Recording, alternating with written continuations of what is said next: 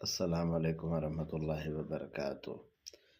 امام فخر الدین رازی علیہ رحمہ تفسیر کبیر میں لا تحزن ان اللہ معنا کی تشریح میں فرماتے ہیں نہا عن الحزن مطلقا قبل الموت عند الموت بعد الموت۔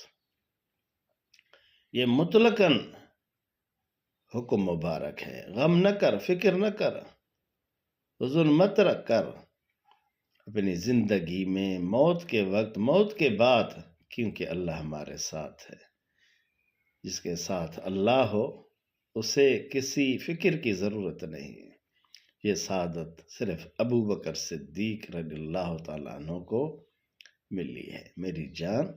اس لیے علماء کرام فرماتے ہیں، تفسیر کبیر نے بھی یہی بات لکھی ہے، تفسیر مظہری میں ہے، تفسیر البیان میں ہے، آپ دیکھ سکتے ہیں۔ حضرت حسین بن فضیل بجلی علیہ رحمہ فرماتے من انکر ان یکون ابو بکر صاحب رسول اللہ صلی اللہ علیہ وسلم کان کافرا، جو حضرت ابو بکر صدیق کی صحابیت کا انکار کرے وہ کافر ہے۔ یہ سعادت صرف ابو بکر صدیق کو ملی ہے۔ قرآن نے ابو بکر صدیق کو صاحب لفظ سے یاد فرمایا، یہ سعادت کسی صحابی کو نہیں ملی۔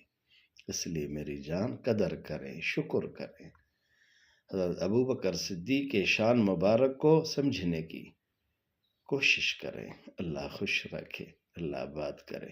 اس فقیر کو اپنے دعا میں یاد رکھیں۔ والسلام، خدا حافظ، اللہ